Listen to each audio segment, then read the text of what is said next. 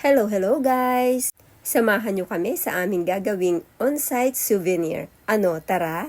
Heto nga at nakikita nyo, ready na ang ating mga kailangan at dadalhin sa ating on-site souvenir. Heto nga at dumating na kami sa pagdadausan ng ating gagawing on-site souvenir. Ito nga pala ang 60th birthday ng aking napakagandang pinsan si Ate Daisy.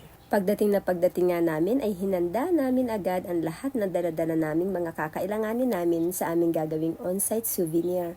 Ayan at ready na ang lahat, meron pa kaming patarpaulin. At ayan nga, nagkaroon na kami ng unang bisita sa aming table. Pagkatapos ng ilang minuto ay sunod-sunod na dumating na ang mga bisita.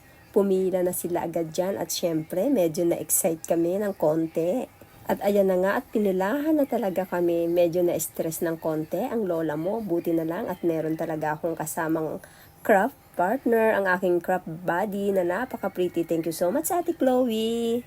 First time naming sumabak sa ganitong on-site souvenir at masasabi kong super nakaka-excite siyang gawin. Habang abala sa paggawa, ramdam namin ang saya ng bawat bisita na may maiuwi silang souvenir na personalized. Ito talaga ang kagandahan sa mga ganitong klase ng on-site souvenir, na sa bawat souvenir na makukuha nila ay talagang personalized at talagang pangalan nila yung nakasulat sa bawat souvenir. Halos oras lang ang itinakbo ng aming on-site na ito at tingnan nyo, halos paubos na siya. Salamat pala sa napakaganda ko ring pinsan, Annalyn, sa pagtulong sa amin at talagang kami na-haggard na rin. Ayan at makikita nyo naman, walang natira.